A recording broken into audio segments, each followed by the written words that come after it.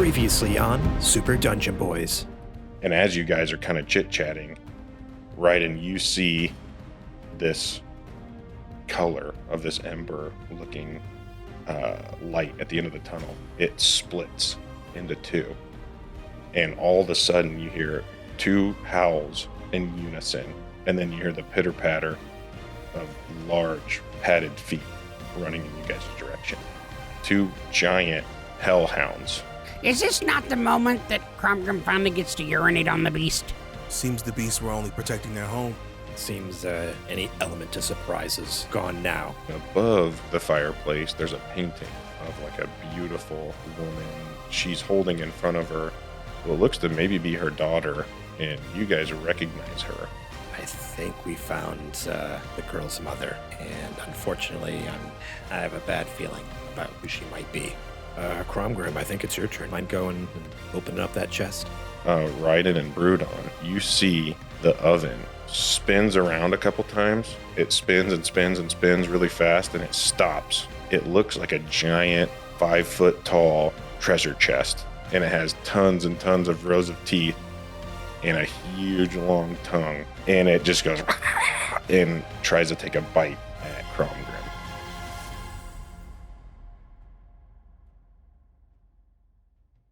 So we need a roll for initiative then, right?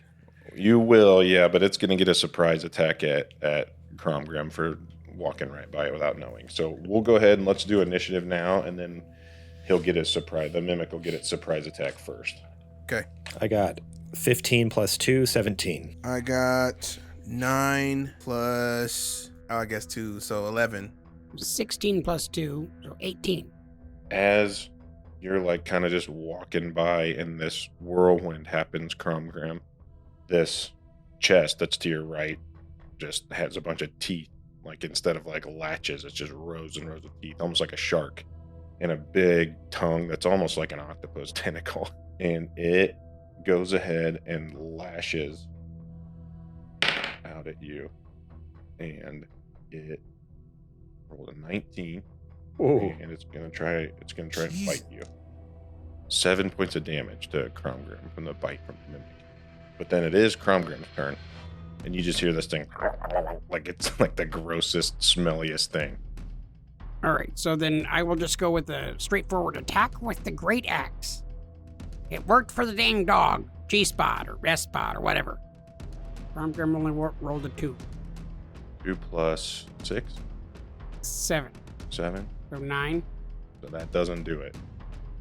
So I think being startled, you guys over by the door here, like 20, 40 feet away from Cromgrim, you see all this happen, and then he takes out his axe and he swings, and you guys see it like hits the floor and ching, like makes some sparks off the floor. And it is Raiden's turn. How wide is this room? We'll say 25 feet. Okay. Okay. I'm going to cast Shatter on the mimic. It's a range of 60 feet, which this should be within 60 feet. It's a 10-foot sphere, but I'm going to position it so it hits the mimic, does not hit Cromgrim. Mm-hmm. And so there's a sudden, loud, ringing noise, painfully intense, erupts from a point of your choice within range. Each creature in a 10-foot radius sphere centered on that point must make a Constitution saving throw. A creature takes 3d8 thunder damage on a failed save and half as much on a successful one. A creature made of inorganic material such as stone, crystal, or metal has disadvantage on the saving throw. So being an oven, is it made of metal or... Oh, no. It's no longer an oven. It's a full-on... Okay. It broke. Yeah, it broke its disguise. Okay. But yeah, so I cast Shatter, which has to make a Constitution saving throw and beat 14. Okay. Got a +2 to come. And it rolled a 14, so got Dang 16. it. All right, well, I'll take half as much. So let me roll 3d8s. So how that works is, I'm going to play my guitar and almost like the sound is teleported across the room. Like, so Cromgrim, you don't hear it at all. Rudon, you don't hear it at all. Like, you guys are looking at me like, what the heck? Like, you don't, because you see me like strumming and playing furiously. But in that sphere, this mimic is just hearing this intense, just like the most high-pitched shredding like guitar solo that's just causing it to shatter, essentially. Like, it's so loud. And I rolled a 7, a 6, and a 5. So that is 11, 18. So take half, which is Call it 9. And yeah, you see it just like the mimic like just starts to vibrate and shake as like the sound waves go through it. And then it is the mimic's turn, and it is just gonna try to whack Cromgram across the top of the head with its big tentacle.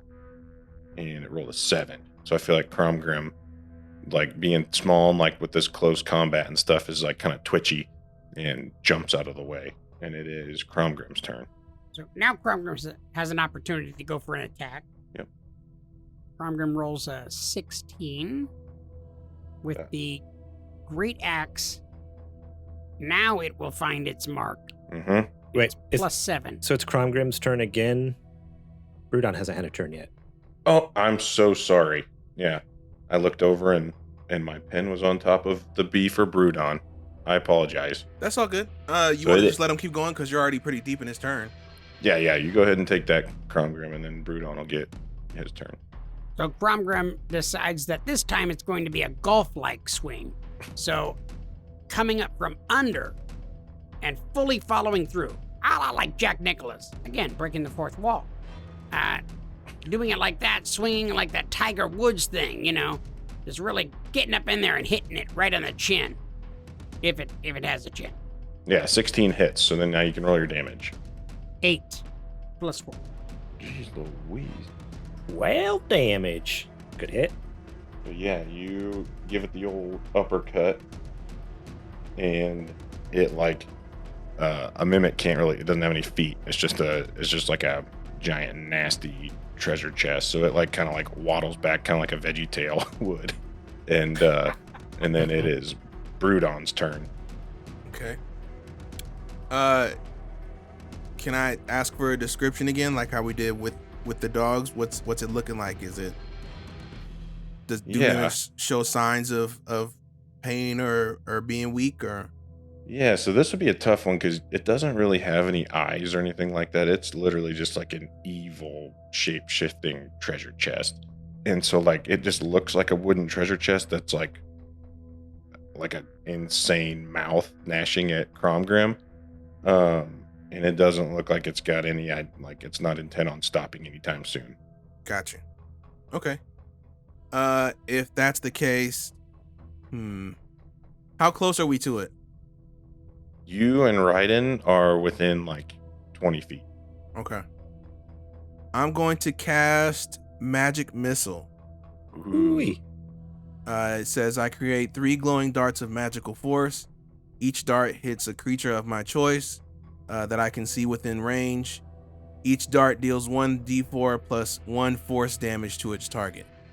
So you can line them all up and shoot them all at the mimic. That is a 4, a 2, and a 1. So 7 plus 3, so 10. So 10 damage to the mimic. What does that look like? Let's see. You create 3 glowing darts of magical force. Let's see. I'm still wearing my cloak, right? So I reach into it, and all you see when it comes out is just the darts flying. Like I reach in there, you see like a little flash because I'm conjuring the darts, and then I chuck my hand out and they all go. That's awesome. Gambit style. That's so cool. Yeah, and they all hit their mark and poom, poom, poom. They hit the mimic and light him up, and it scoots like in the direction that your missiles hit it. because it can't really like stumble or anything. So yeah, it like scoots back like 3 times. And then we are back to Cromgram.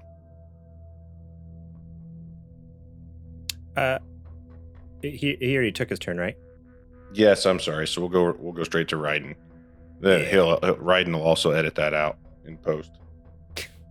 No, we're leaving it in there. No, sometimes Raiden is a dick. Kind of leaves it in there and just allows you to look like a fool.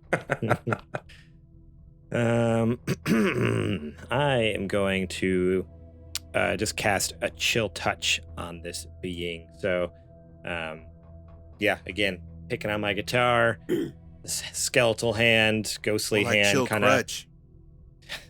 Hey, I'm a bard, you know. I only have so much I can do. I heal people, and I can do some cool magic, but I'm trying to save my spells for the big bosses later, and I don't want to waste them all right now. Somebody's holding back. Oh, big time. I got some crazy stuff. I can freaking summon undead. All right, so we're holding on for that one for the big boy. So I am going to cast Chill Touch again. Let the guitar ring out, and let me roll. If I can find my d20 to hit.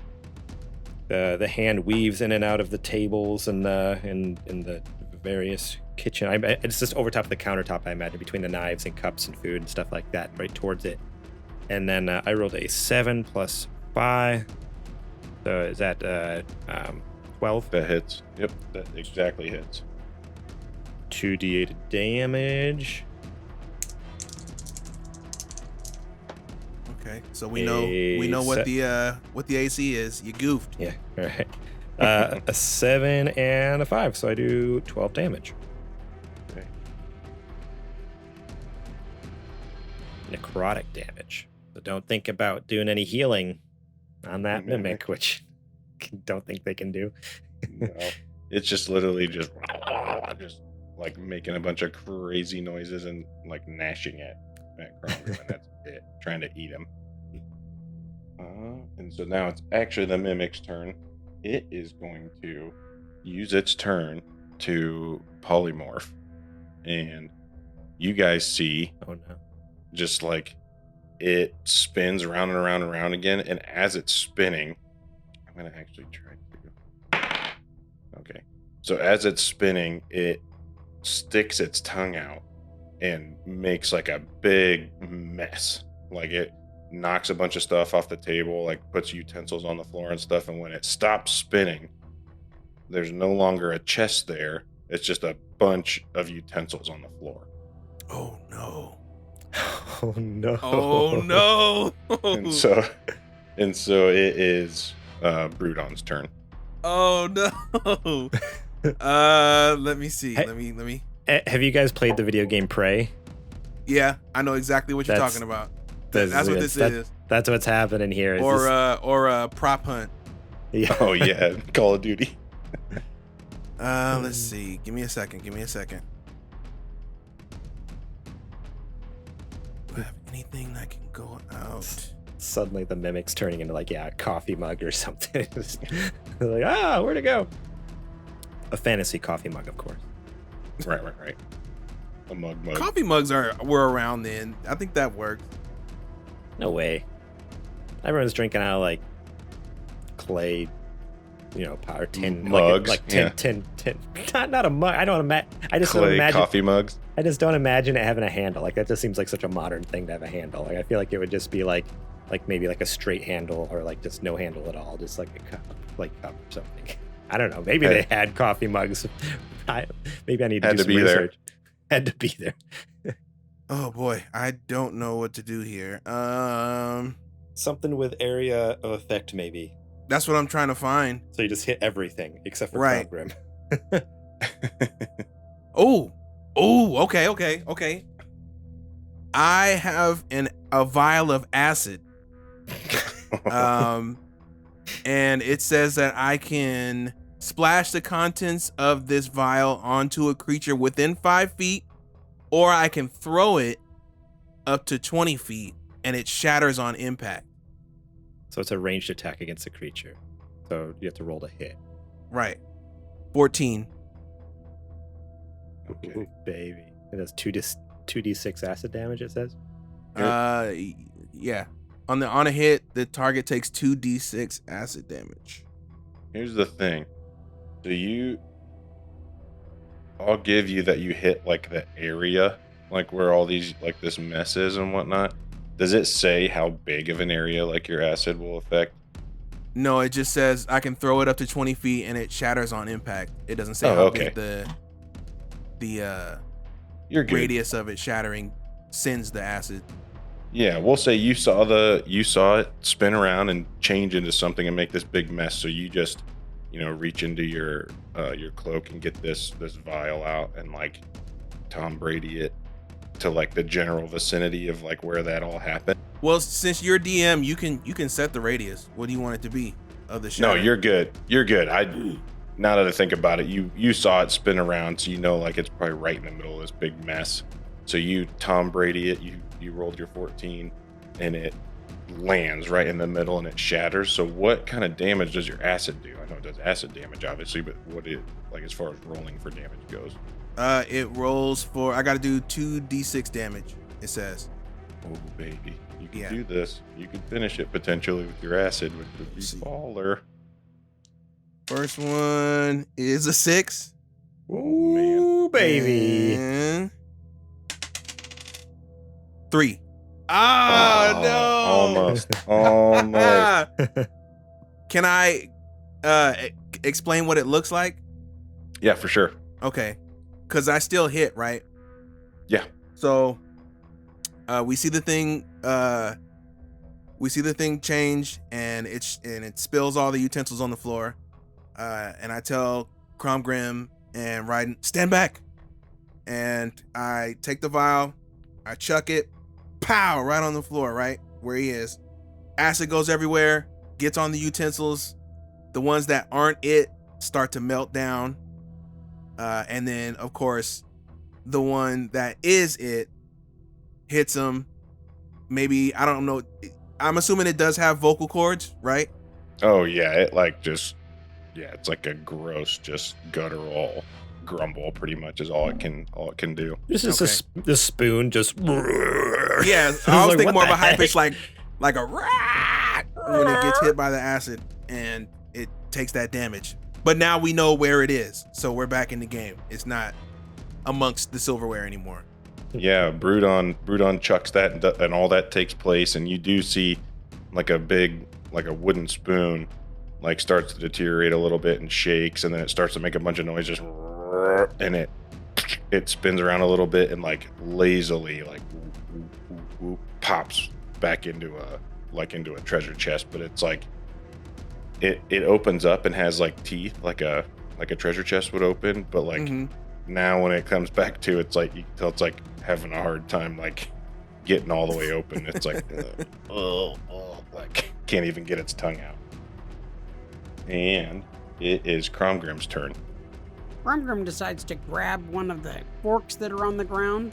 There are no forks. And wants They got dissolved. all of them? Yeah, I threw the thing. There was at least one fork. Cromgrim was going to use it to stab the thing. I'm sure you have a dagger. It's true. I do have a dagger, and that's what Cromgrim will use. Cromgrim will try to use his dagger for an attack. Real quick, you do not have a dagger. Oh. Check your inventory, see what you have. You gotta look at your. I'm looking. You do not. You have a hand axe. So you have a big axe or a smaller axe. There you go. Chop them up. Yes. Wait. Oh, okay. Cool. Cook's utensils. I know. Aha! I just saw that. You do have cook's utensils, so you can pull your own fork out of your butt and stab the thing. Never question Cromgrim, bitch. All right. Cromgrim is going to take out his own cook's utensil, which resembles a giant salad fork, and is going to stab this thing. This would just be an unarmed strike, right? Is that how that works? Pretty much, yeah. Yeah, so finish him, Cromgrim. So Cromgrim grabs out its fork and ends up running along the wall and doing a kip off the wall and flipping a 360, and then uses the right hand of justice right down into the beast. And then does that thing that you do with like spaghetti noodles. You know, Cromgrim does that with this thing, and just kind of like spins it Twirling around it? and around. Yeah. Nice. Yeah, I'll give that to you. So it's like a finishing blow. So yeah, you guys see Cromgrim, jumps, does a vault off the wall. Yeah, it stabs down with his fork and starts spinning it, and it just like goes inanimate. Like it now just looks like a chest that's closed, but like the latches are just teeth, and it's just there, dead. And it reeks. You realize that's where the stench is coming from. Oh, God. Oh, it Absolutely reeks. horrible. Well, Ryan's, since we're, into the room now. I originally sent Cromgrim off because I didn't want to go in the room, but we're in the room after fighting this thing. I'm going to go to the real chest, hopefully. I hope it's a real chest. And Please, open that God, one. please. It's another Two mimic. of Like, them. no! I'm going to go open up the chest in the back. Okay. So Raiden approaches this more vertical, like ice chest. And you open it. It starts spinning. No. Don't. Yeah, it spins around and spits at you. No. You open it and it creaks open, and with the house being kind of warm, a lot of like that chill fog comes rolling out, like when you're at the old grocery store. And when all the fog goes away, you see some meat hanging there, like would be like chicken legs and things like that. But intertwined with all of it, it's more like just meat racks, like things hanging on hooks and stuff. There's body parts in there, like fingers, toes, like full-on arms, and they're small. Is that Cromgrim's finger? I grab a finger. I'm going to hold it up to Cromgrim. Cromgrim, you need this? Here, I'll give you a hand. Cromgrim's finger. Very good. Very good. That's it. Just body parts in there. Nothing. Like how deep? How big is this freezer? I guess in my head, I was originally envisioning like it's like a few foot tall and a couple feet wide, and it's like this little chest freezer. Basically, is that all it is, or is it actually like a walk-in freezer almost? No, it's just like the size of like a garage fridge would be kind of. Okay. But it's got like feet and hands and fingers and like forearms and things like that in there. And kind of like looking around, doesn't look like there's anything hiding underneath in there. Like it's just body parts, right? Yeah, just little And meat. ones. Okay. Are they solely human, or are there other races or species of body parts in there? Do an investigation check. Yeah. I'll do it as well since I opened. We can both do one. Oh shoot! 5 plus. I only got 10. I'm too busy joking around with Cromgrim. Yeah, I didn't do too much better. I got 11. Cromgrim rolled a 13 Mhm. in an investigation, and then plus 0. Okay. So 13. Yeah, the only thing you guys really notice with your investigation checks is that they're all human and they all just seem young, like little body parts. Oh, Dang it! I dropped the finger in my hand. Kind of wipe my hand on my chest. Dang no. it! It seems we were a mite late to save the children. That joke might have been a little insensitive. That was an old friend of mine, JJ, is a joke he would tell. He sounds like a very smart man. Well, Cromgrim would say that inappropriate joking is good, but there's a time and a place, Bronwyn, so, or whatever, like what's, I keep getting the name wrong. Throughout our entire quest, I've gone back and forth. How exactly do you pronounce it? What, are you talking to me?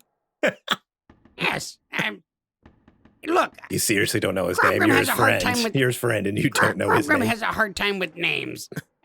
I've saved your life many a time. And you do not know my name?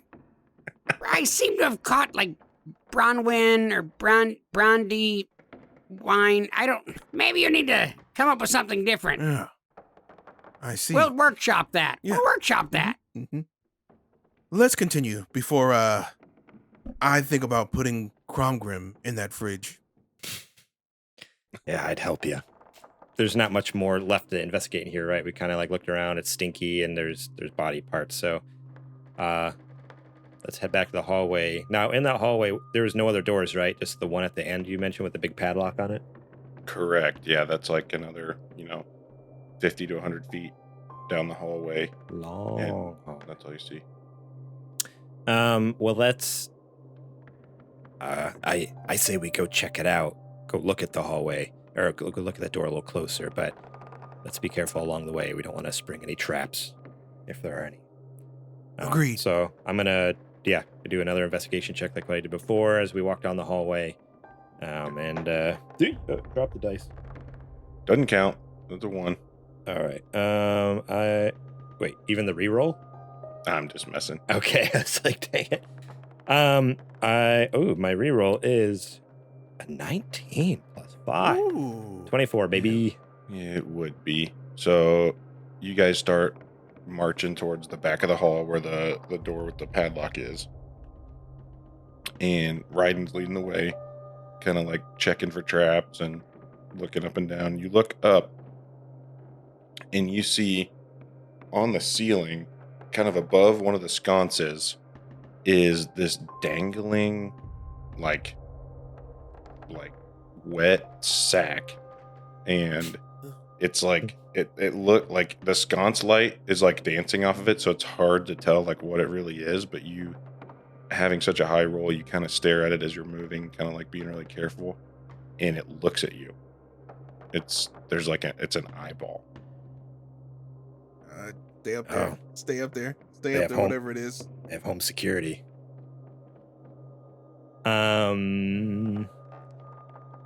So something is looking at me from the ceiling. Mhm. Do I recognize what this is? Is it something I've seen before? I roll like a history check to see if I Yeah, you can. can think on my feet as to what this might be. Roll really high. I roll 17. History plus 3. I got 20. Shit. Yeah, let's go. Let's So freaking with go. a regular old boring 20, you not the good 20. I get it. I get it. yeah, not sorry, the I'm really sorry. not Sorry the to really disappoint. exciting one.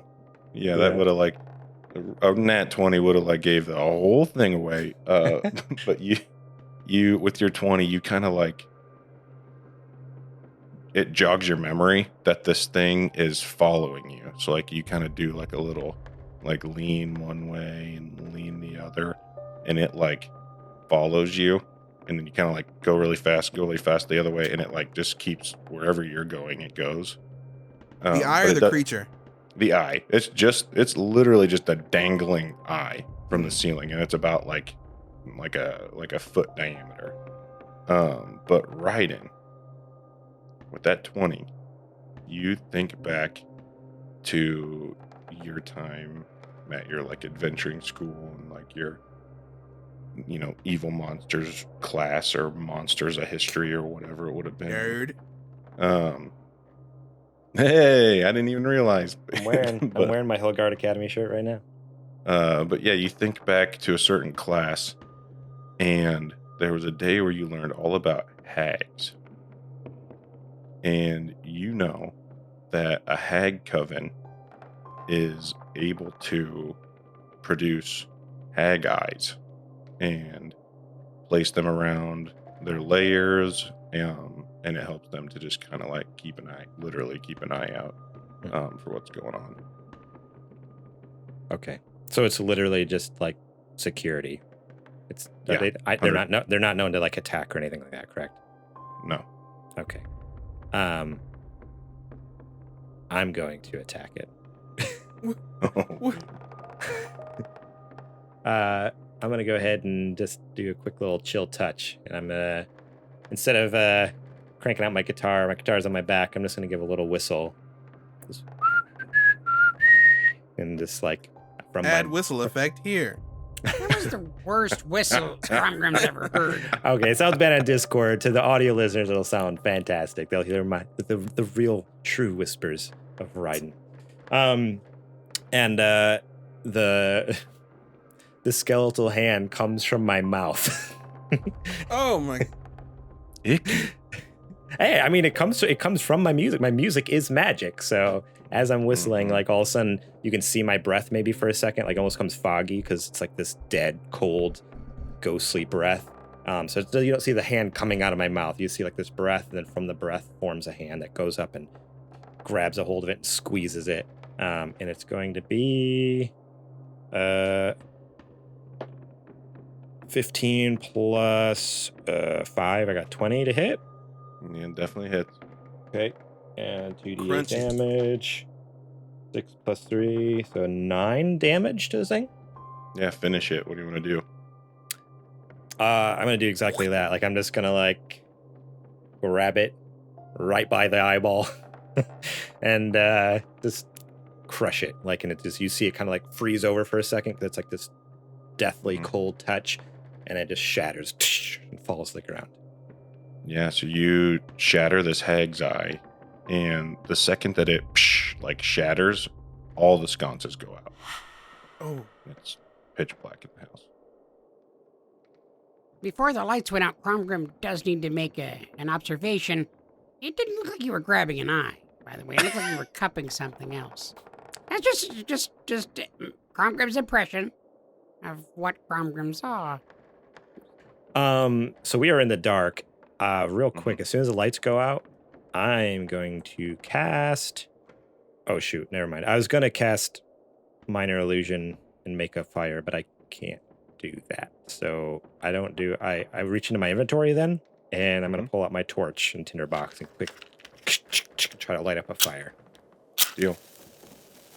I light up. Is there anything around us? That's my worry, is like the light's going to come on. Nope. So everything's just kind of normal. It's just dark. Nope, just pitch black and then silent.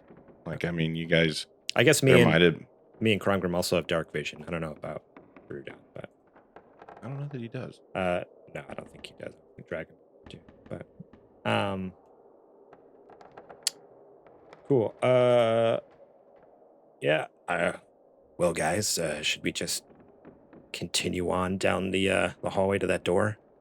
yes. But before you do, I'd like to take one more look at the jewel to see if anything has changed. Oh yeah, good call. So I'd like to roll for perception. Yeah. Okay. So 13 plus 1 perception, so 14. Yeah, you still have it, right? Or did you give it back to Yeah, Cromgrim? no, Cromgrim gave it to me. Yeah, so you pull it out and you look and just barely notice that it's beating a little bit faster than before. Hardly noticeable. Okay. The vibrations are getting faster as we get deeper into the house. I wonder if it has something to do with that lock. Let's keep going. Or just proximity to its owner, maybe. But either way, it's a guiding light for sure. It could be that it continues to build in its anticipation as the thing starts to vibrate more and more as you go along, ultimately building up to a huge climax. Cromgrim, you really need to find some she-barbarians. I'm going to lead the way with the torch and continue on towards the door then. Let's investigate this door. Yeah, you guys approach the door and it's just a normal wooden, like vertical wood planks door.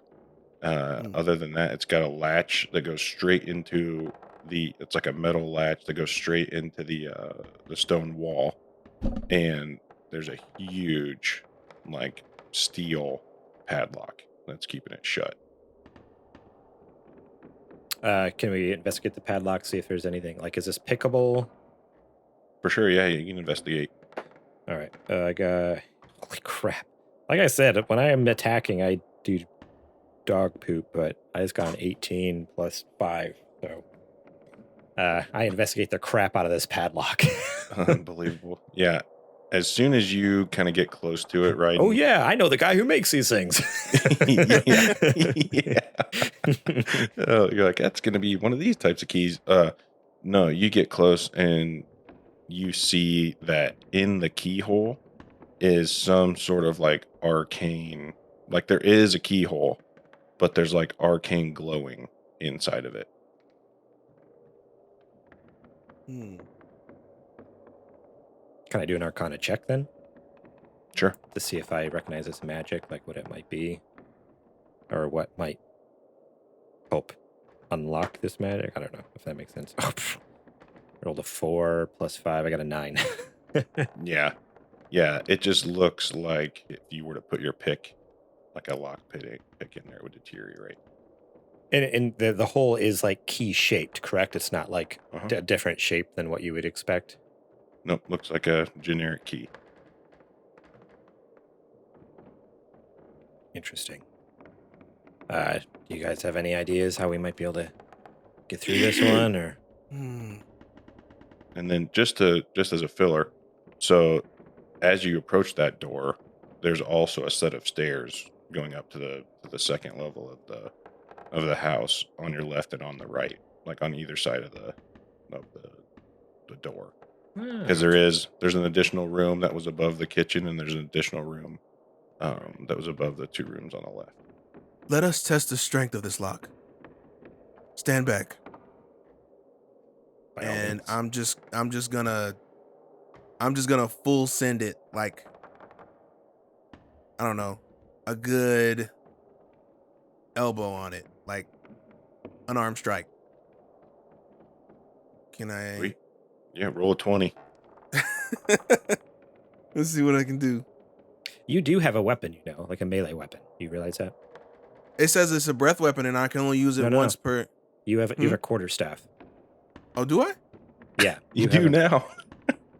No, you've had one in your inventory. It's like basically what you use to use conjure your magic and stuff too. You're like- Oh, well, at least we'll know that we can't do it. We tried everything just to make sure. Yeah, it was 11. Yeah, so you rear up and try to give it a good old elbow to the door. And just like when you tried to knock the door down to get in, this purple energy almost comes out of the keyhole and just like zaps you back. See, there's a spell on this. What say you, Bard? Well, I guess we head upstairs and keep looking. If I had a dispel magic spell, then maybe that would be helpful. But at this point, there's not much more we can do but keep looking for the key. So, Onward. guess we're heading So- upstairs. So which way are you guys going to go? There's a staircase that goes up to the left. There's a staircase that goes up to the right. And there's one room on each side, you said? Correct. Well, we There went was left last time. Well, there was that hallway too at the top, from what we understood, that connects them too, right? So it's not like we can't get to the other room from. Yeah, there's like a Going straight balcony across. there's like a balcony. balcony that wraps Yeah. around at the end. Yeah, we went left first. What say you to heading right this time? Aye. Sounds good. Let's do that. So you guys go up the steps, and you have to walk all the way around the right side of this wall, and it's just cold and dark. You're led by Ryden's light, and that's all you can see. Other than Cromgrim and Ryden, you have a little bit of dark vision, but it's so dark in here now that the sconces aren't lit. And you wrap around the front balcony to the door of this room, and who's going in first? I think Cromgrim should go in this time. Cromgrim feels like he went first last time going in to fight the stove chest, but okay, that's fine. I went we in that do- room. Can we at least take Cromgrim's neck thing off, the throat, the dog collar?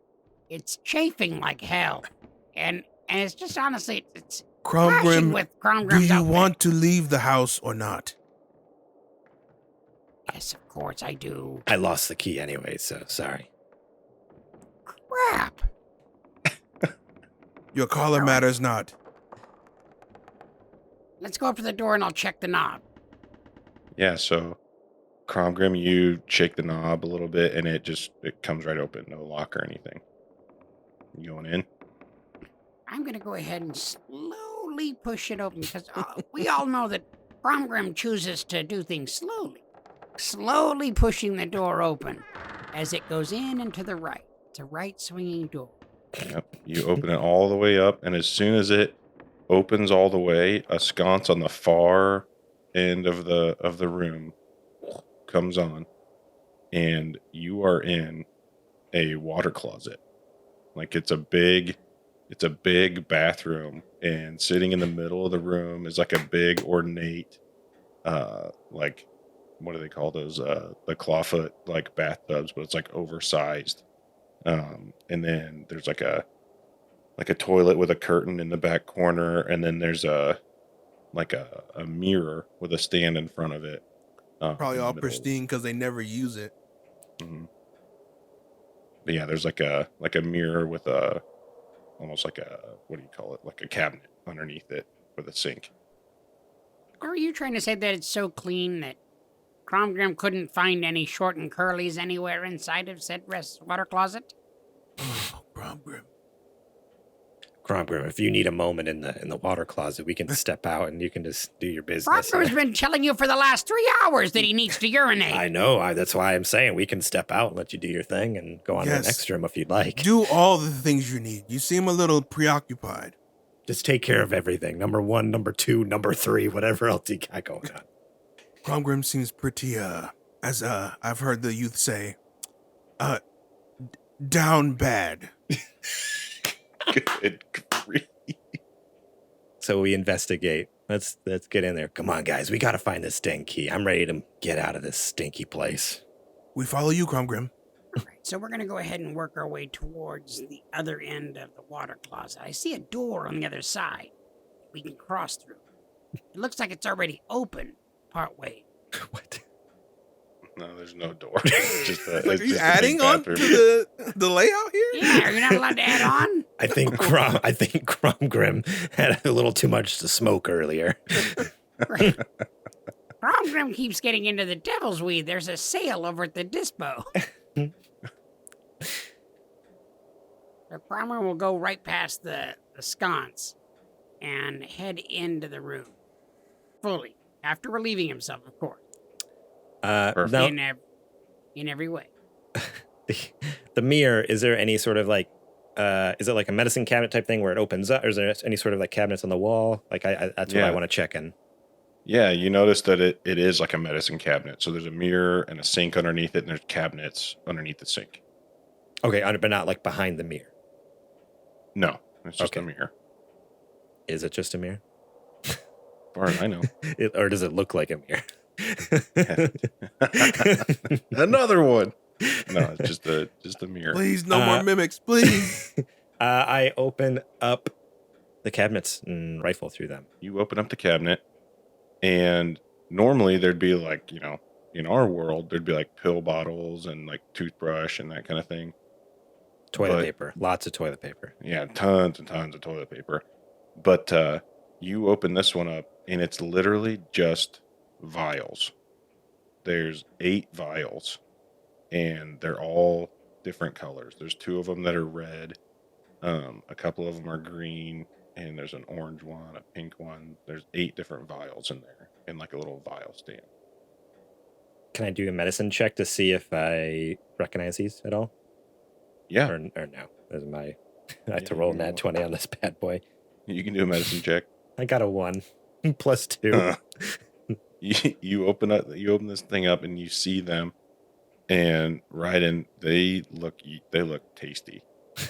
Mm. All the bright colors. Reminds me of my childhood. They look like your hug, or the like the Little barrels. little Hugs. barrel. They're like that bright. Yeah. Oh, I used to love the blue hugs. Tastes like blue in aluminum foil.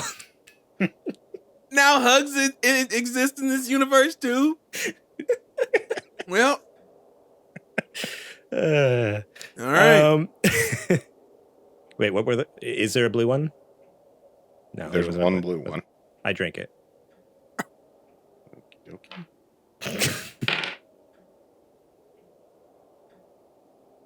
You drink the blue one, and you take 3 points of damage. And it tastes just like metal.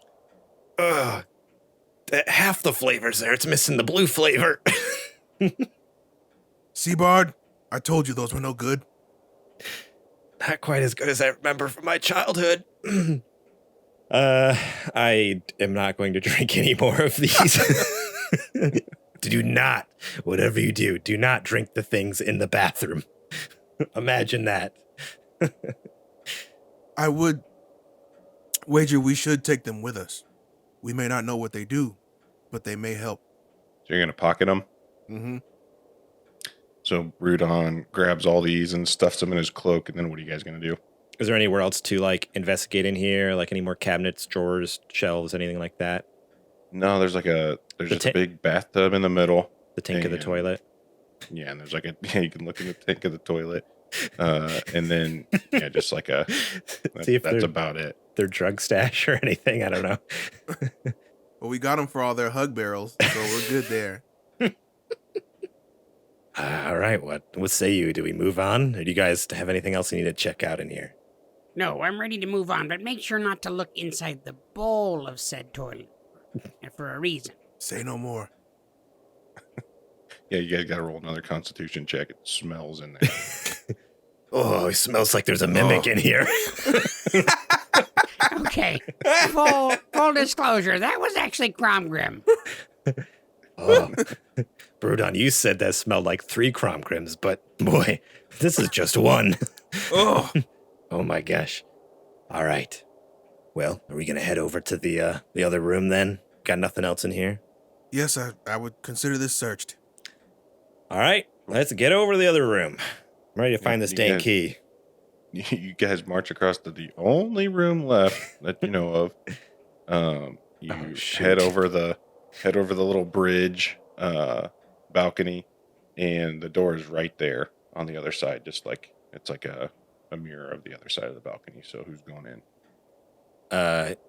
At this point, Ryden's is kind of getting fed up a little bit. All these dead ends. I'm just gonna kick the door open. I'm gonna pull a Krish. You kick the door open, and that's what I know. Right before I pull up my guitar and I go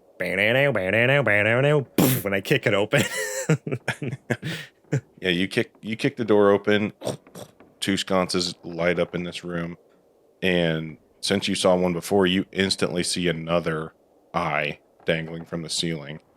But in this room, you see a large bed frame with like black, like claw feet, just kind of like a clawfoot tub, but it's got like an ironclad, like black claw-footed bed.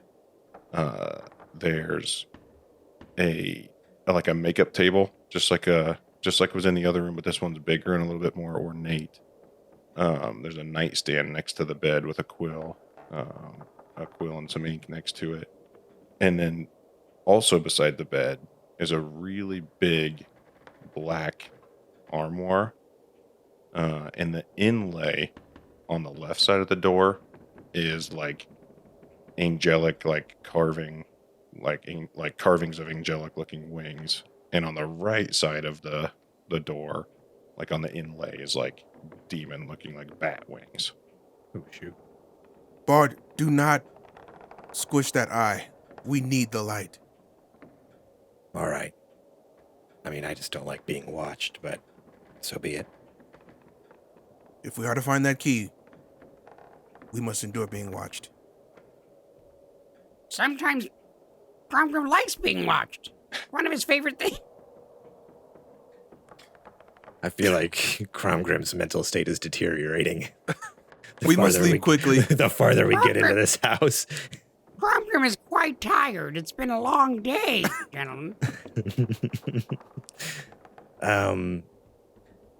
Yeah, so I mean, it's kind of like a similar layout then to the room beneath, is what it seems like. Just Almost different. Like yeah. like the wardrobe looks a little different.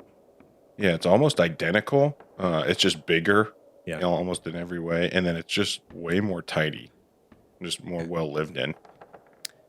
I'm going to do an investigation check on the armoire, on the wardrobe there, just to make sure there's nothing funky before I open it up. Like a trap or even like some sort of, what's the word I'm thinking of? Like a glyph or something on there. 16 plus 5, 21. Yeah, you do an investigation check on the armoire, and you hear just the faintest hum from inside of it. Hum? Yeah, almost like a vibration. I'm going to open the door slowly. It was a mimic. No, No! you crack it open, and just like the armoire below you guys in the room directly below, there are clothes that look like they're for an adult woman, but it's just varying different types of like styles of clothing, like from different parts of the world, like for warm weather, for cold weather, for the beach, like all kinds of stuff. But you hear like a very low vibration, and notice that in this armoire there's a shelf on the middle, and you notice a little box on the middle of the shelf. And that's where the hum's kind of coming from? Yeah. I'm gonna open it up, take a peek inside. You crack open this little box, and on the inside you see a small metal bracelet that's got teeth like motif on the inside of it. And it's almost like a ring, like a bracelet that spins around, and on the inside of it are teeth. Crom Grim, don't get any ideas. What do you call that? It's like a bangle, like one of those things that like goes on your arm, so it's like a little longer than just a bracelet. So it's like one of those, and in the box, in the middle of that thing, is a key. So the key is in the middle of this toothy circle. Uh-huh. Brudon. Brudon. Didn't you know earlier when you opened that door, you used Mage Hand? I could use you over here. You want to grab that? Do you mind grabbing that for me? Not at all. One moment. And I'm going to cast Mage Hand. Yoink. And yeah, yeah, the hand is gonna come out the same way I did before, but I'm gonna get over there to it, and I'm gonna yoink, and I take the key from the center of the little bangle. Yeah, you take the key out, and nothing happens. It's just dangling in your mage hand. Brudon, did you actually say yoink as you pulled it? I did. What of it? I just wanted you to know that I love that. Very nice. Yes. I also forgot to tell you there were some pretty gnarly flips you did in the room back there. Why, thank you. I have been working on Cromgrim's parkour. Paying off. All right. I am going to close the lid of the box. Keep whatever's in there, and then close the wardrobe. Whatever's in there, I don't want anything to do with it. I don't want it getting out. So shut the box, shut the wardrobe. Well, seems we have our key, right? Do we want to go try this thing? Aye, with haste. Head on back. We're going to go down the same stairway that we went up, just in case. I don't know anything about the other stairway. Let's not trigger anything. Let's go down the same one we've already been up. Yeah, so you guys book it and go back around the other way, or the way that you came up. And as you guys are leaving the room, that singular eye that was like above the bed is just like wide and like following you out the door. And then you guys close the door behind you, book it around, go past the bathroom and around it, and then back down those stairs, and you're in front of the door again. All right. Well, who wants to do the honors? Actually, before we open this door, I'm gonna use a potion of healing real quick, because I'm hurting. So it's 2d4 plus 2 to get health back. So I down a potion real quick, and I'm gonna get. Is that emotional? What? Is it emotional hurting? You want to Yes. talk about it with the rest of the... No, never. No. Bottle it We're up. here. Stuff it down deep. We're here if you ever want to talk. Walls. Big, thick, tall walls. I rolled 2 4s plus 2, so that is 10 points back. Max. Healing, baby. I'm still hurting, but it's better than I was. So let's carry on. So, All right. who's gonna open up the door? I'll go. All right. Let her rip. Oh, no, I was totally going to offer, but I mean, if you're already No. Let's... No, of course, yeah. Yeah. You jumped on it, Yes. so let's go ahead and let you do that. I take the key and I try to insert it into the lock. Yeah, you stick the key right in the lock, and you twist it, and it comes undone, and all of the light and stuff that was inside of it just dissipates, and it's just a dead open lock now with the key sticking in it. It seems like we are able to press forward. Shall we go now? Let's do it. I'm in. Aye. We Sick. press on. So you guys push the door open, and instantly it is a spiral staircase going directly downward. No, not even a little bit of a hallway or anything. It's just boom to a staircase that goes down, down, down. And it just keeps getting colder and colder. And you guys, the further down you go, you start to hear some sniffling. Sniffling It's like someone's sobbing, and you can hear it echoing up the spiral staircase. You guys keep going down, down, down, and you get to the bottom, and it flattens out, and it's more just like a cave down here. Just stone walls, just bare stone walls that have been carved out, looks like by magic. But you get down here, and there's a wooden... Go ahead. What's visibility looking like down here? It's dark, but you get to the bottom, and there's a torch that's been lit at the very bottom. It's the first thing right after the stairwell ends. There's a torch hanging up that's been lit. Okay. And you can see it at the bottom. And then there's a really long, tunneling-looking cave straight out in front of you guys, and you hear sniffles. Okay. Coming from the end of the cave. They're near. Okay. I'm going to go into my inventory and take my own torch, just in case that torch is a trap. And Sure. I'm going to lead us down the pathway towards Sure. the sniveling. Yeah, you guys take, a few more steps, and up and to your right, this is it's kind of like a cave, so there's jagged rocks and whatnot. Mm-hmm.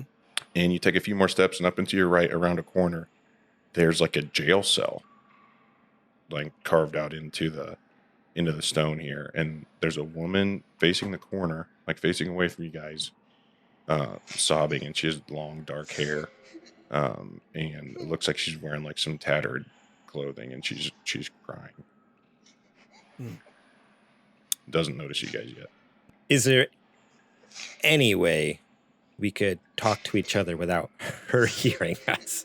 Or is that completely improbable? I don't think we're that close yet. No, yeah, you noticed her, but she hasn't noticed you. If you guys want to backtrack a little bit and just whisper, that's totally fine.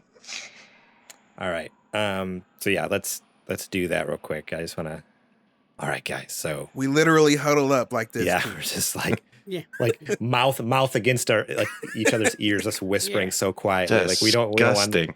Which is so Yeah. weird because Rudon has some really bad breath. You got like that dragon breath going on right now, man. That dragon breath saved your life.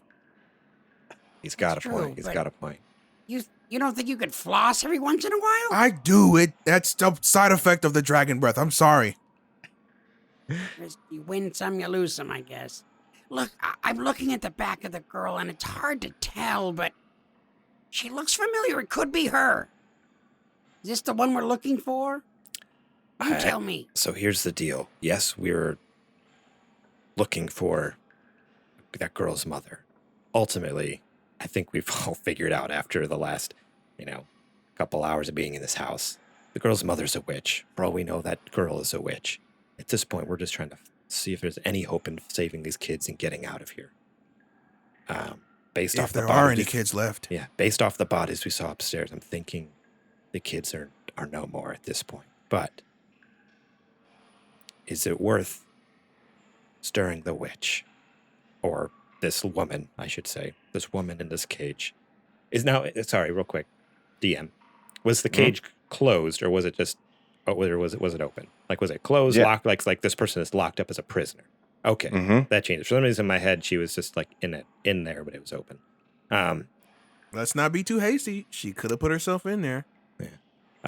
So this woman who's in the cage, we're not sure, like, is this the witch? Is this the witch's daughter? Is this someone else? Is it worth communicating with them, or do we just stealth by and continue on? I don't know. I'm just, after all the other crazy stuff we've seen in this house so far, I don't know. I don't know who to trust anymore. Aye. Someone put her there for a reason, Mm. right? And somebody put her there for a reason. So maybe that's where she's best put, is still inside of the cage. But the problem I have is, what if it's someone we need to save? Like, what Right. if it's one of the kids grown up? This has been happening for years. If they were picked up as a say 11, 12-year-old girl, then what? They kidnapping going to be going on for 4 or 5 years? That could be what we're dealing with in there. This could be true. However, remember, when we first came to this house, it seemed like every room we investigated had just recently been left. What if the witch came down here and put herself in that cage to try to make it seem as if she were a prisoner? Then she's really smart. So here's what we're gonna do. I say we go and talk to her, and we just try to keep our distance. Aye. Was there so this cage or dungeon that this woman is locked up in, is it like at the end of the hallway, like it dead ends into that, or is it something where like she's like on the side and then the hallway continues? Yeah, so it was kind of an immediate thing. So like 15, 20 feet from the end of that stairwell off to the right. And then you guys, like, you can look off into the distance. It gets really dark at the end of the tunnel or cave. But at the end, there is like a faint, almost like there's a light on at the room at the end, but it's like a purple glow, akin to like the same type of purple from both the doors. All right, I have an idea. I think we should check in on this woman. For all we know, she's being held as a sacrifice or something for some sort of witchcraft ritual or something like that. Let's see what's going on. Worst comes to worst, she's locked up in a cage. She shouldn't be able to get to us, right? Aye. But keep your guard up. Always. All right. Let's head back over there then. Where I'm gonna kind of sneak up to the. I want to get up to like against the edge, with my back against the wall. Mm-hmm. So like the cage, like because you said it was on the right side, right? Yep. Okay, so I have my back up against the wall. Rudon and Cromgren to my left, and to my right is the corner that looks into the cage. And I'm gonna go over my right shoulder, look, and psst. Hey, woman, you there? Who are you? How did you get down here? We're trying to figure out how to get out of this place. Oh, How did you get here?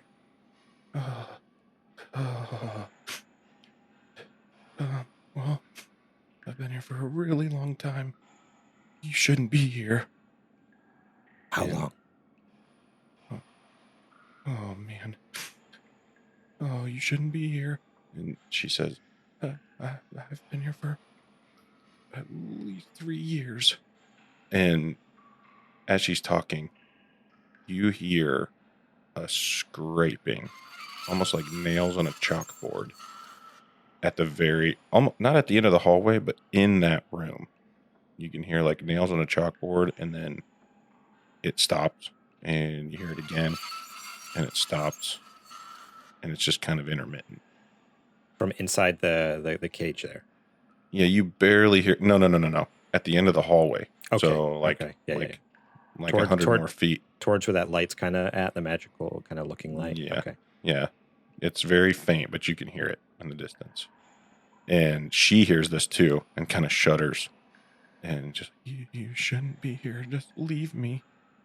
What is it? At least tell us what we could be dealing with up ahead. You won't allow us to help you. Help us. She calls them the Guardians. Of the galaxy? Now the Marvel universe exists in this Oh, universe. Goodness, no. She calls them the Guardians. They have hooks for the hooks for arms. Is it a beast? Person? They're huge. There's 2 of them, and they're like giant chickens. Okay, you've been in here for a few years. Is there any way of escape that you've ever seen? Has someone else ever escaped? Have you ever seen an exit? She turns and looks at you, and you see she's just bawling her eyes out, pale as a ghost. And she says, I'm the last one. I don't know why she didn't eat me. Would you like us to break you out of here? You want to come with us? She's shaking, just beside herself, looking left and looking right. And she kind of like nods her head up and down really slowly and quietly, Okay. trying to be quiet. Here's my thought.